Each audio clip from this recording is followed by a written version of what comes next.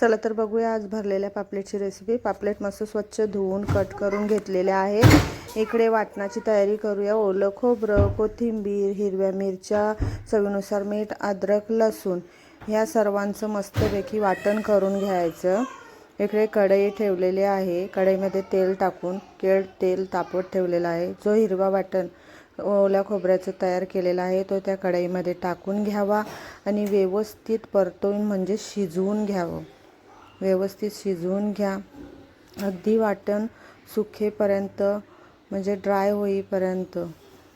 वाटणामध्ये थोडंसं पाणी असतं म्हणून तो एकदम शिजवून घ्यावा व्यवस्थित आणि ड्राय होईपर्यंत शिजवावं व्यवस्थित।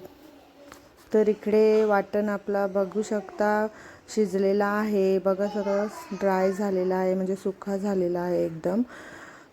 तुमच्या आवडीनुसार तुम्ही मसाले टाकू शकता। आम्ही हळद टाकलेली आहे। तो मस्तपैकी 1 मिनिट फक्त शिजवून घ्यावा। चला तर आता वाटण तयार झालेलं आहे आपला ओल्या खोबऱ्याचा।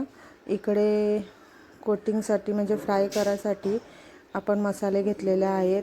तुम्ही बघू शकता हळद 1 चम्मच, 4 चमचे लाल तिखट, धना पावडर 1 चम्मच, अर्धा चम्मच गरम मसाला, 1 चम्मच जिरा पावडर इकडे टाकलेले। चवीनुसार मीठ घालू शकता तुमच्या आवडीनुसार। तुमच्या आवडीनुसार लिंबाचा रस या कोकम टाकू शकता याच्यात। आम्ही लिंबाचा रस टाकलेला आहे, घातलेला आहे। इकडे 1 चम्मच ऑइल घालून ते सर्व मसाले एकत्र मस्तपैकी मिक्स करून घ्यावा आणि तुम्हाला तुमच्या आवडीनुसार तुम्ही थोडंसं पाणी घालू शकता। बघा हा लाल तिखट याचा मसाला तयार झालेला आहे। चला तर आता पापलेटावर लिंबाचा रस घालून सर्व करून स्प्रेड करून घ्यावा व्यवस्थित। तर आता आपण जो ओला खोबऱ्याचं वाटण तयार केलेला आहे तो वाटण व्यवस्थित त्या पापलेटांमध्ये भरून घ्यावं सगळे करून।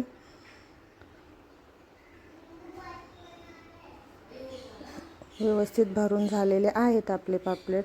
आता जो आपण लाल तिखट मसाला तयार केलेला आहे त्या पापलेटांच्या वरती फ्राय करायसाठी आपण व्यवस्थित लाल तिखट मसाल्याची कोटिंग करून घ्यावी। व्यवस्थित सगळे करून ते मसाले लावावे आणि लागले पाहिजेत व्यवस्थित। तुम्ही बघू शकता सगळे करून व्यवस्थित स्प्रेड करून व्यवस्थित ते मसाले लावून घ्या।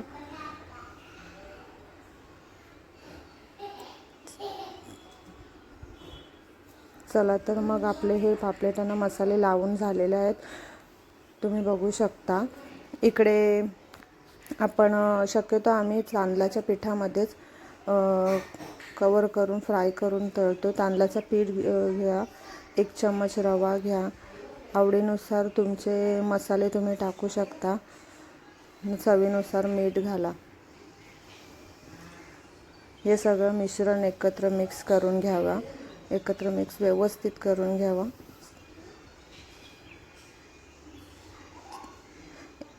इकडे तवा ठेवून तेल गरम झालेला आहे। कढीपत्ता टाकून मस्त तडतडला कढीपत्ता टाकून तर इकडे आपण तांदळाचं पीठ घेतलेला त्याच्यात पापलेट टाकून व्यवस्थित त्याच्यावरती तांदळाच्या पिठाची कोटिंग करून घ्यावी। मस्तपैकी सगळ्याकडून तांदळाचे पीठ व्यवस्थित लावून घ्यावा सगळीकडून।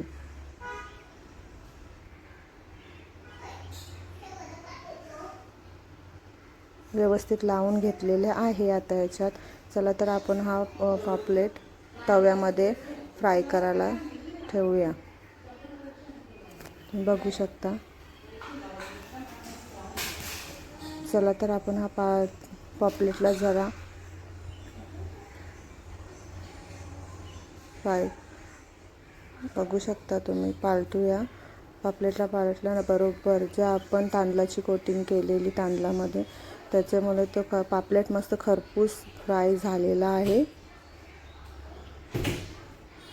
चला तर आपला पापलेट डन झालेला आहे। फ्राय करून भरलेला पापलेट तयार झालेला आहे। फ्राय करून शिजून व्यवस्थित डन झालेला आहे। चला तर आपण हा काढून घेऊया आणि कोथिंबीरची गार्निश करूया त्याच्यावरती। कसा वाटली आमची रेसिपी नक्की कमेंट करा, शेअर करा, लाईक करा, माझ्या चॅनलला सबस्क्राईब करा। Okay bye.